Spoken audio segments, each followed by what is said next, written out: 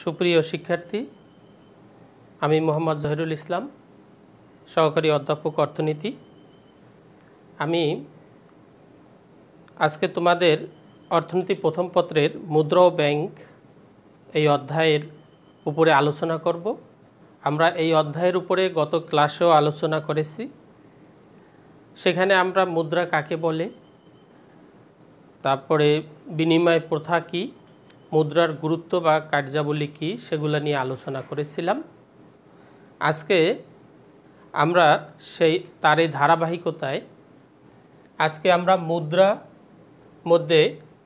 মুদ্রার প্রকারভেদগুলো আলোচনা করব, তারপরে মুদ্রার মূল্য নিয়ে আলোচনা করব এবং মুদ্রার মূল্যের পরিবর্তন কী এবং সেই পরিবর্তনের ফলাফল নিয়ে আলোচনা করব।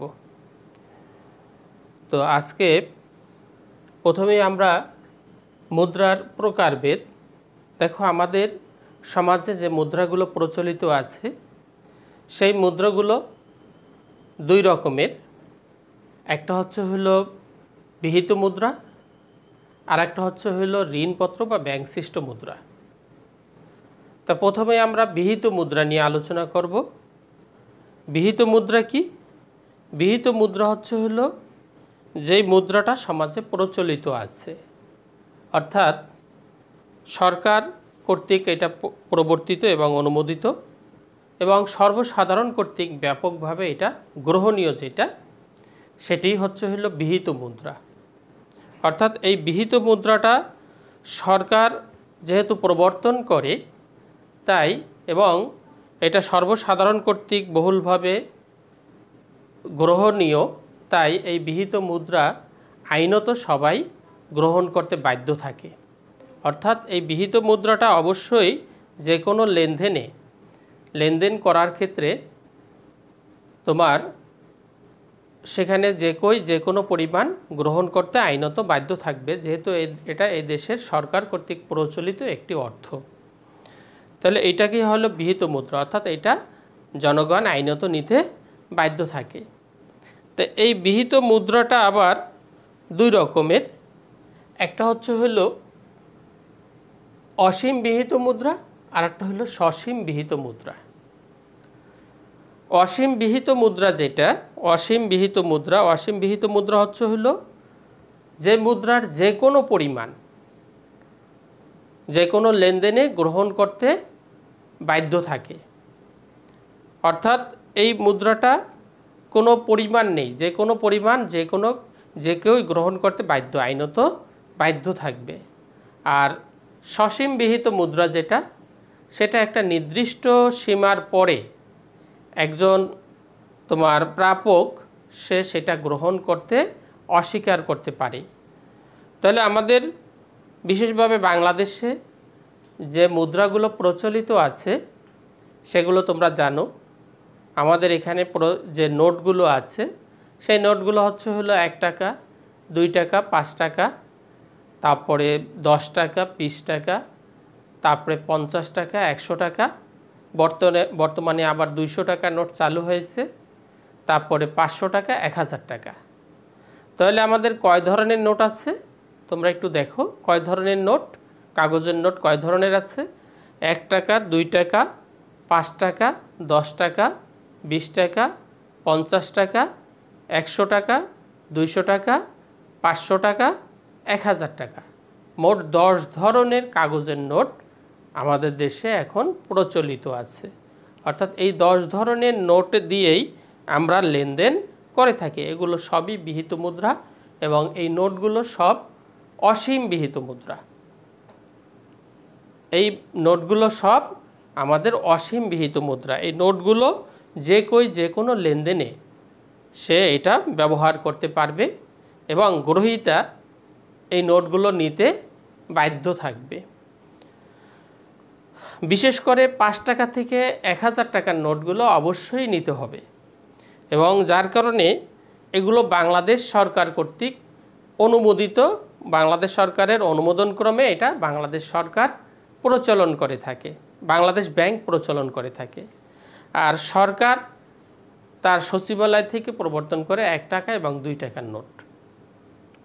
তা আমাদের এখানে এই যার কারণে দেখবা 5 টাকার উপরের সব নোটগুলোতে লেখা আছে যে চাহিদা মাত্র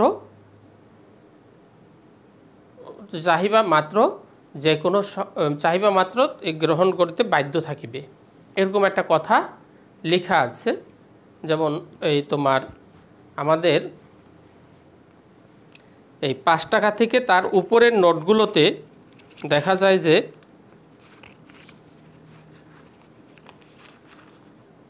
চাহিদা মাত্র ইহার বাহককে দিতে বাধ্য থাকিবে, চাহিদা মাত্র ইহার বাহককে দিতে বাধ্য থাকিবে, এই কথাটা লেখা থাকে। অর্থাৎ ইহা বাধ্যতামূলক, অর্থাৎ আইনত ইহা বাধ্য, যে কোনো পরিমাণ গ্রহণ করতে বাধ্য থাকবে। আর আমাদের দেশে যে কতগুলো ধাতব মুদ্রা আছে, সেই ধাতব মুদ্রাগুলো হচ্ছে আমাদের সসীম বিহিত মুদ্রা। সেই ধাতব মুদ্রাগুলো কি?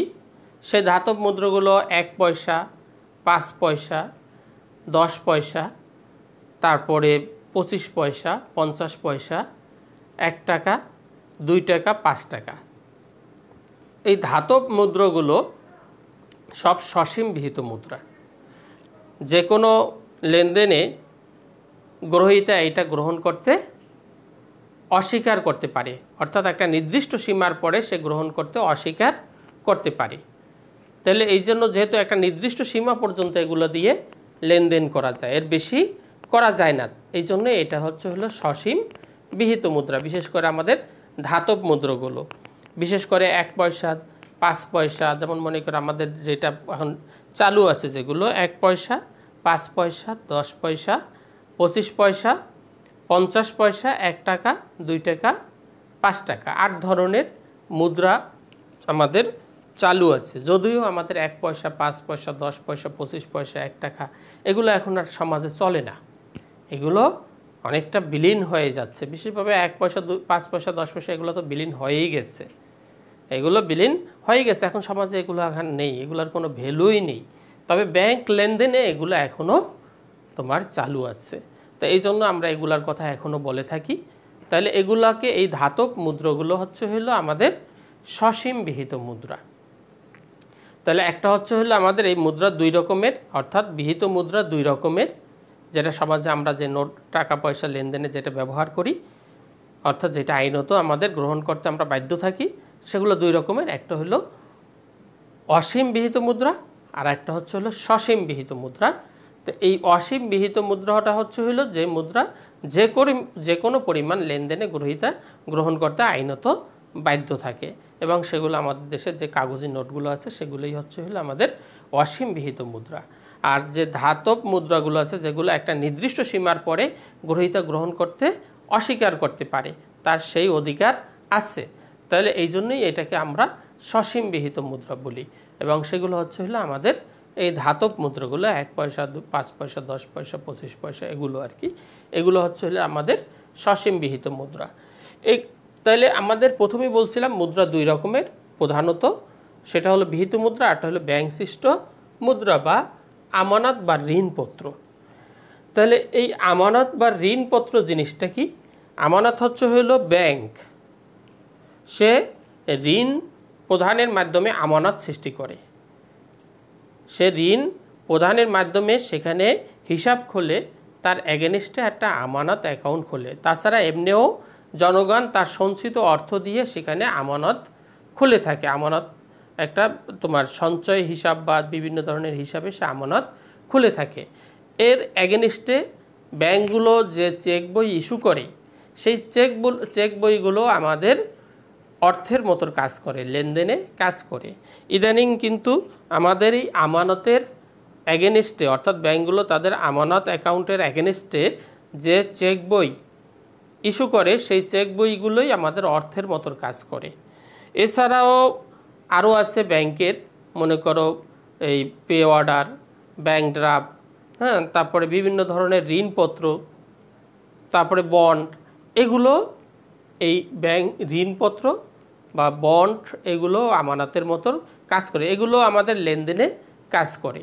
তাহলে এই যে লেনদেনে যেহেতু এগুলো কাজ করে, অর্থাৎ যে কোনো আমাদের তোমার ঋণ গ্রহণ পরিশোধ অথবা দ্রব্য বিনিময় হিসাবে এই বিষয়গুলো যেহেতু কাজ করে, সেই জন্য এগুলোকে আমরা অর্থের মতো ব্যবহার করি।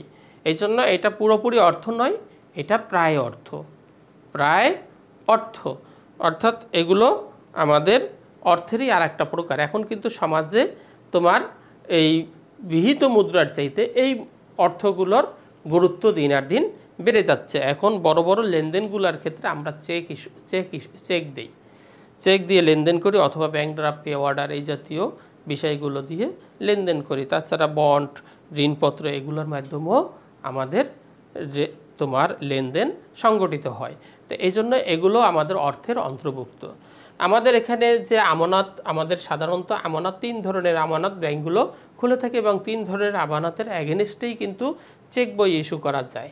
তাহলে এখানে প্রথমত হচ্ছে হলো চলতি আমানত। ব্যাংকে যে আমানত খোলে তার 1 নম্বর হচ্ছে চলতি আমানত।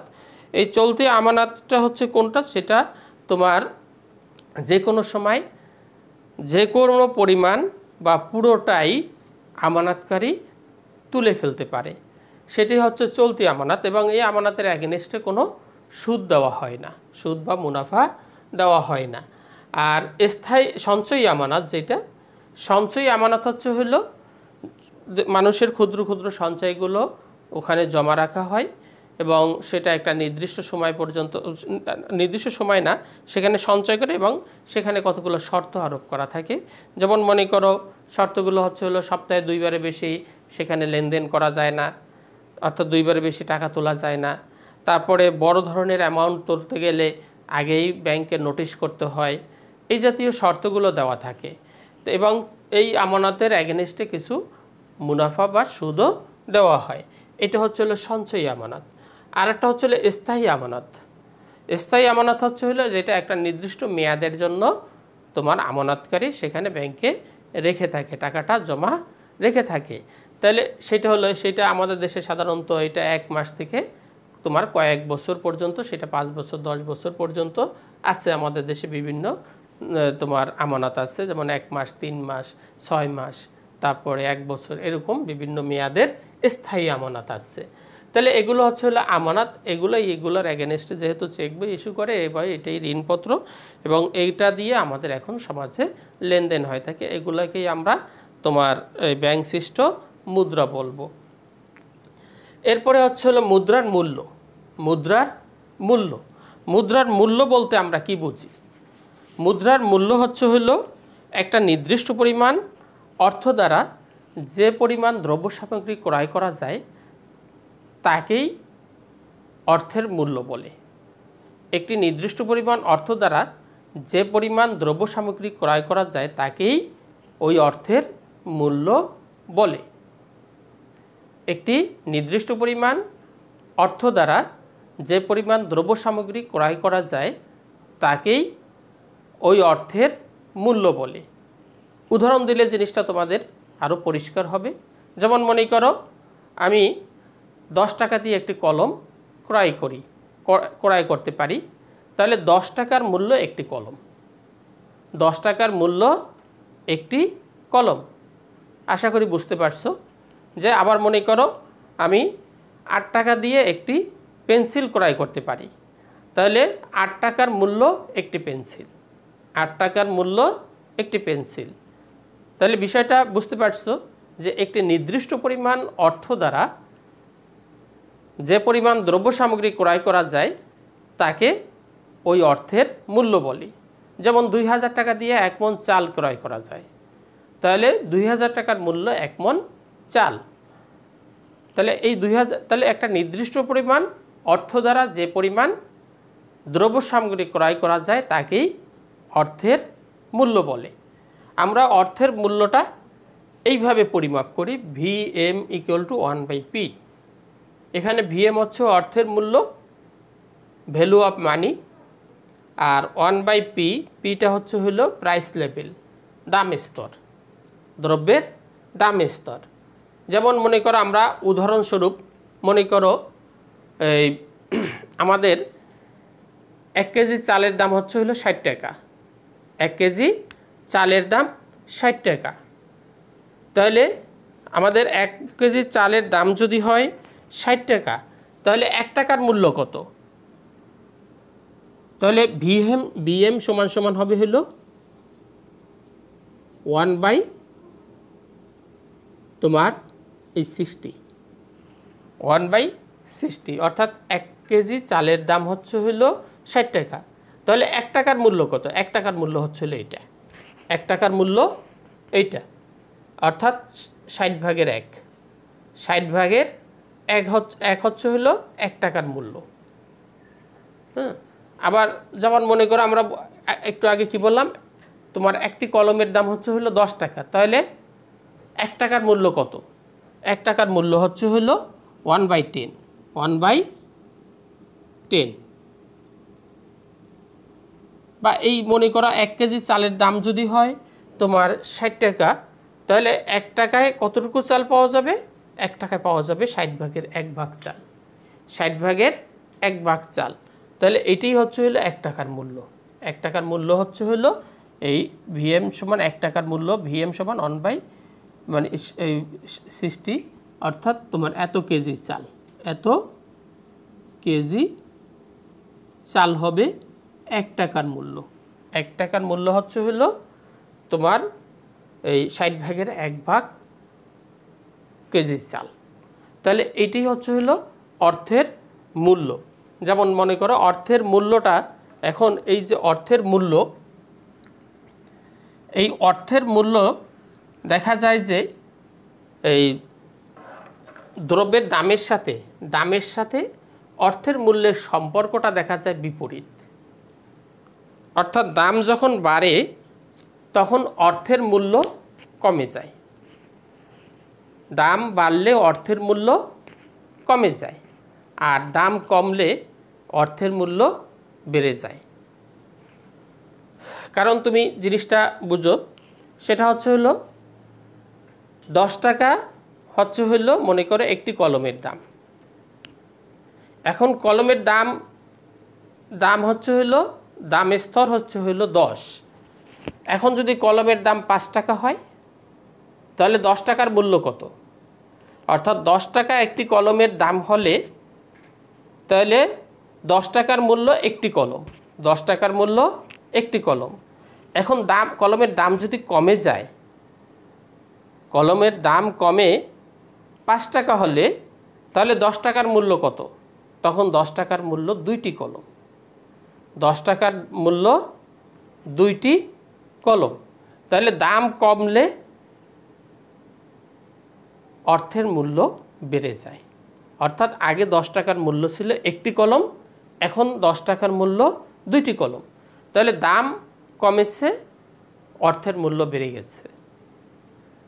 আবার মনে করো দাম হচ্ছে হলো একটি কলমের দাম 5 টাকা, একটি কলমের দাম না একটি কলমের দাম 5 টাকা, তাহলে 10 টাকার মূল্য হয়েছে হলো, বা মনে করো একটি কলমের দাম 20 টাকা, তা একটি কলমের দাম 20 টাকা, বা 5 টাকা দিয়ে একটি কলম, তাহলে 10 টাকার মূল্য ছিল আগে 2টি কলম। এখন যদি দাম বেড়ে 5 থেকে 10 হয়, তখন 10 টাকার মূল্য হবে একটি কলম। তাহলে দাম বেড়ে গেলে অর্থের মূল্যটা কমে যাবে। বিপরীত দিক থেকে আমি জিনিসটা বলছি যে দাম যখন 10 টাকা একটি কলমের দাম, তখন 10 টাকার মূল্য হচ্ছে একটি কলম। দাম কমে 5 টাকা হলে 10 টাকার মূল্য 2টি কলম। তাহলে দাম কমছে, অর্থের মূল্য বেড়ে গেছে। অর্থাৎ 10 টাকা দিয়ে আগে আমরা 10 টাকার মূল্য ছিল আগে একটি কলম, এখন 10 টাকার মূল্য 2টি কলম। ঠিক বিপরীত দিক থেকে যদি আমরা দেখি যে দাম 5 টাকা হইলে 10 টাকার মূল্য হচ্ছে 2টি কলম, আর এখন দাম বেড়ে যদি 5 টাকা থেকে 10 টাকা হয়, তাহলে 10 টাকার মূল্য হয় একটি কলম। তাহলে 5 টাকা থেকে 10 টাকা হইলে দাম, তখন 10 টাকার মূল্যটা কমে যাচ্ছে। অর্থাৎ আগে পাইতাম আমরা 2টি কলম, এখন পাচ্ছি একটি কলম। তাহলে এই জন্যই আমরা বলি দাম এবং অর্থের সাথে, দাম এবং অর্থের মূল্য পরস্পর বিপরীত সম্পর্কে সম্পর্কিত। এই জন্যই অর্থের মূল্য রেখাটা তোমার বাম দিক থেকে ডান দিকে নিম্নগামী একটি রেখা হয়। এই দেখো আমরা চিত্রের মধ্যে এই লম্ব অক্ষে অর্থের মূল্য পরিমাপ করছি এবং ভূমি অক্ষের দাম স্তর পরিমাপ করতেছি। ভূমি অক্ষের দাম স্তর পরিমাপ করি। তাহলে এখানে দেখো দাম যখন P1, অর্থের মূল্য তখন VM1। দাম বেড়ে P2 হলে অর্থের মূল্য কমে VM2 হয়। অর্থাৎ দাম বেড়েছে P1 থেকে P2 হয়েছে, যার কারণে অর্থের মূল্য VM1 থেকে VM2-তে হয়েছে। তাহলে এই যে দাম বাড়লে অর্থের মূল্য কমে যায়। ঠিক অনুরূপভাবে বিপরীতভাবে আমরা বলতে পারি যে প্রাথমিক দাম যদি হয় P2, তখন আমাদের প্রাথমিক অর্থের মূল্য হলো VM2। এখন দাম যদি কমে যায়, দাম কমে P1 হলে অর্থের মূল্য বেড়ে VM1 হয়, VM1 হয়। তাহলে আমরা দেখতে পাচ্ছি যে অর্থের মূল্যের সাথে দাম স্তরের সম্পর্কটা বিপরীত।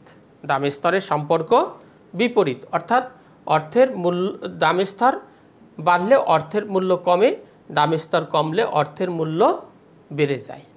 দাম স্তর কমলে অর্থের মূল্য বেড়ে যায়। এই জন্যই আমাদের অর্থের মূল্য রেখাটি তোমার বাম দিক থেকে ডান দিকে নিম্নগামী একটি রেখা হয়ে থাকে। আশা করি জিনিসটা বুঝতে পারছো। তাহলে আমাদের অর্থের মূল্যের পরিবর্তনের কারণ কি? দাম স্তর। অর্থের মূল্য পরিবর্তনের অন্যতম কারণ কি? আমাদের দাম স্তরই হলো অর্থের মূল্য পরিবর্তনের কারণ। অর্থাৎ দামের উপর অর্থের মূল্যটা নির্ভর করে। দামের উপরে অর্থের মূল্য নির্ভর করে। দামের পরিবর্তনে অর্থের মূল্যেরও পরিবর্তন হবে, যেটা আমরা উদাহরণ দিয়েও তোমাদেরকে বলেছিলাম। কলমের দাম উদাহরণ দিয়ে বলেছি, আমরা চালের উদাহরণ দিয়েও বলতে পারি।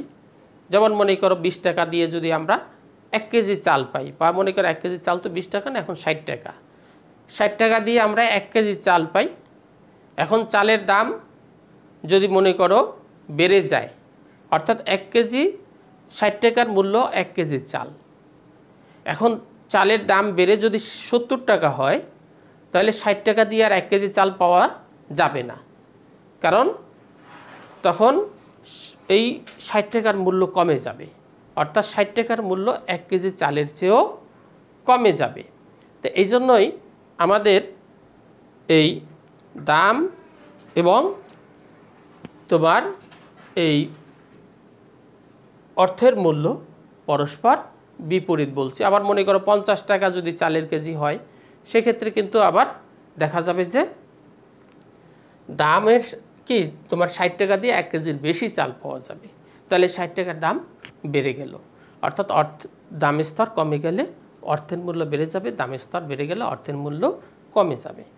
তো এই দাম স্তরের পরিবর্তনের ফলে অর্থের মূল্যের যে পরিবর্তন, অর্থের মূল্যের পরিবর্তন, এটাকে আমরা দুইভাবে বলি।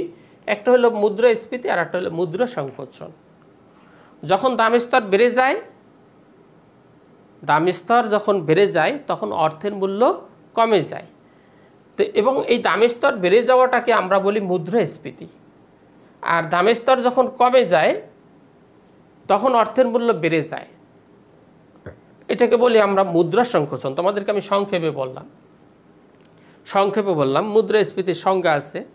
যখন মুদ্রাস্ফীতির সংজ্ঞাটা আমরা এইভাবে বলি, যখন অধিক পরিমাণ অর্থ অল্প সংখ্যক দ্রব্যের পিছনে ধাবিত হয়, তখন দ্রব্যমূল্য বাড়তে থাকে। দ্রব্যমূল্য বাড়ার এই প্রবণতাকে মুদ্রাস্ফীতি বলে। তাহলে আমাদের এই মুদ্রাস্ফীতি মূলত অর্থের মূল্য কমে যাওয়া। মুদ্রাস্ফীতি হলো অর্থের মূল্য কমে যাওয়া, দাম স্তর বেড়ে যাওয়া। আর মুদ্রা সংকোচন হলো তোমার দাম স্তর কমে যাওয়া, যার কারণে অর্থের মূল্য বেড়ে যাওয়া। তাহলে এই মুদ্রাস্ফীতির ফলে কি হয়? অর্থাৎ অর্থের মূল্য যখন কমে যায়, অর্থের মূল্য কমে যায়, দাম স্তর বেড়ে যায়, তখন আমাদের সমাজে কি প্রভাবগুলো পড়ে, তার ফলাফলটা কি, সেটা একটু তোমাদেরকে বলি। আমাদের এখানে মুদ্রাস্ফীতির ফলাফল, মুদ্রা সংকোচনের ফলাফল সবই তোমাদের বইতে সিলেবাসভুক্ত আছে। তোমরা দেখবা। আমরা শুধু মুদ্রাস্ফীতির ফলাফলটা একটু দেখি। সেটা হলো প্রথমত হলো দেখো মুদ্রাস্ফীতির ফলে কি হয়। মুদ্রাস্ফীতির সংখ্যাটা আমি আগেই বলেছিলাম, যখন অধিক সংখ্যক অর্থ অল্প সংখ্যক দ্রব্যের পিছনে ধাবিত হয় তখন মূল্যস্তর বৃদ্ধির একটি প্রবণতা লক্ষ্য করা যায়। মুদ্রাস্ফীতি বৃদ্ধির এই প্রবণতাকে তোমার মুদ্রাস্ফীতি বলে। মুদ্রার দাম স্তর বৃদ্ধি পাওয়ার এই প্রবণতাকে মুদ্রাস্ফীতি বলে। তাই মুদ্রাস্ফীতির ফলে কি হয়? মুদ্রাস্ফীতির ফলে উৎপাদন ও ব্যবসায়ীর উপরে কি প্রভাব পড়ে? মুদ্রাস্ফীতির ফলে উৎপাদনকারী বা ব্যবসায়ী সে অল্প পরিমাণ অর্থের মাধ্যমে অল্প পরিমাণ অর্থ বিক্রি করে অধিক পরিমাণ মুনাফা বা অর্থ লাভ করে। অল্প পরিমাণ দ্রব্য বিক্রি করে অধিক পরিমাণ অর্থ বা মুনাফা লাভ করতে পারে। ফলে এই উৎপাদনকারী ব্যবসায়ীরা এই মুদ্রাস্ফীতির সময় অর্থাৎ যখন দাম স্তর বাড়ে তখন তারা লাভবান হয়। আর বিনিয়োগকারী সেও লাভবান হয়। বিনিয়োগ যেহেতু প্রতিষ্ঠান বেশি লাভ করে মুনাফা পায়, তাই বিনিয়োগকারীর মুনাফাও বেড়ে যায়। আর বিনিয়োগকারী যখন মুনাফা বেড়ে যায় সে অধিক পরিমাণে বিনিয়োগ করতে থাকে। আর কর্মসংস্থানের ক্ষেত্রে কি হয়? কর্মসংস্থান বেড়ে যায়। কারণ কি? এই উৎপাদনকারী বিনিয়োগকারী তাদের মুনাফা যখন বাড়ে তখন তারা অধিক হারে বিনিয়োগ করে। বিনিয়োগ করলে তোমার উৎপাদনের সাইজ বড় হয়ে যায়, তখন লোকজনের কর্মসংস্থানের ক্ষেত্র সৃষ্টি হয়, লোকজনের বেশি বেশি চাকরি হবে। তারপরে ক্রেতা ও ভোগকারী অর্থাৎ যারা দ্রব্য ক্রয় করে তারা কিন্তু ক্ষতিগ্রস্ত হয়। কারণ দাম স্তর যেহেতু বেশি, দ্রব্যমূল্য বেশি, ক্রেতা তখন বেশি দামে কম পরিমাণ দ্রব্য ক্রয় করতে পারে। এটা ক্রেতা বা ভোগকারীর জন্য ক্ষতির কারণ। আর সঞ্চয়কারী সে কিন্তু ক্ষতিগ্রস্ত হয়, কারণ তার অর্থের মূল্য কমে যায়। দাম স্তর বেড়ে গেলে অর্থের মূল্য কমে যায়। সঞ্চয়কারীর সঞ্চয়টা যদি অলসভাবে পড়ে থাকে সেটার মূল্যটা ভ্যালুটা কমে যায়। অর্থাৎ আমরা যেহেতু অর্থের মূল্য দিয়ে তোমাদেরকে আগেই বুঝাইছি, সেটা হলো দাম যখন বাড়ে তখন অর্থের দাম কমে যায়, অর্থের মূল্য কমে যায়, অর্থাৎ মুদ্রার মূল্য কমে যায়। তাই সঞ্চয়কারীরা তখন ক্ষতিগ্রস্ত হয়। ঋণদাতা ও গ্রহীতার দিক থেকে যদি আমরা চিন্তা করি, দেখা যাবে যে ঋণদাতা সে তখন তোমার এই ক্ষতিগ্রস্ত হবে, আর ঋণ গ্রহীতা লাভবান হবে। কারণ ঋণদাতা এবং গ্রহীতা যখন ঋণ লেনদেন হয় তখন যে চুক্তি হয় সেই চুক্তিতেই কিন্তু সে পরিশোধ করবে ঋণ গ্রহীতা। তাহলে এই অর্থের মূল্য অর্থাৎ দ্রব্যমূল্য বাড়ার ফলে, মুদ্রাস্ফীতির ফলে যেহেতু অর্থের মূল্য কমে যায়, তাহলে মনে করো যদি 1000 টাকা ঋণ নিয়ে থাকে, তাহলে 1000 টাকা নেওয়ার সময় যে মূল্য ছিল 1000 টাকার, দেওয়ার সময় আর সেই মূল্যটা 1000 টাকার থাকবে না। ফলত কি হচ্ছে? ঋণদাতা, ঋণ যে দিচ্ছে সে ক্ষতিগ্রস্ত হচ্ছে এবং ঋণ গ্রহীতা সে লাভবান হচ্ছে এক্ষেত্রে। আর সীমিত